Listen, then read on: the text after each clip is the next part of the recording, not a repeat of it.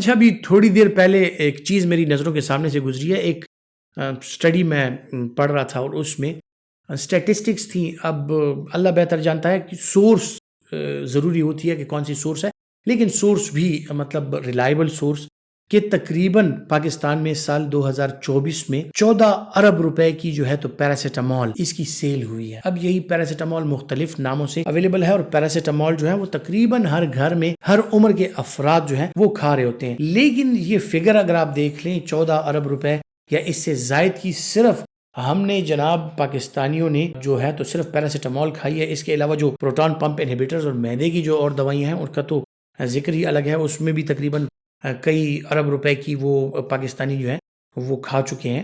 تو جناب والا بات یہ ہے کہ اگر دوائیاں جو ہیں ان کا استعمال کم سے کم کیا جائے، کیونکہ بظاہر جو چیزیں ہیں بعض اوقات یہ دوائیاں آپ کو بڑا بے ضرر سی نظر آتی ہیں. پیراسیٹامول ہے بھی اتنا زیادہ اس میں وہ نہیں ہے، آپ اوور دا کاؤنٹر بھی پوری دنیا میں اویلیبل ہیں، ہر جگہ پہ مل جاتی ہے. لیکن اس کا ہرگز یہ مطلب نہیں ہے کہ ہم نے ہر ایک درد کو یا ہر ایک سر درد کو یا تھوڑی سی تکن کو بھی جو ہے تو پیراسیٹامول لے کے اس کو ہٹانا ہے. تو دوائیوں سے ذرا سا بچ کے رہیں. کوشش کریں کہ جو لائف سٹائل میجرز ہیں ان کو تھوڑا سا آپ امپروو کریں. کوشش کریں کہ دوائیوں پہ کم سے کم جائیں، اور اگر جائیں بھی تو سیف دوائیاں اور ان کی سیف مقدار میں اگر آپ میڈیکیشن لیں، سیلف میڈیکیشن سے پرہیز کریں، خصوصاً بچوں میں اور بڑوں میں.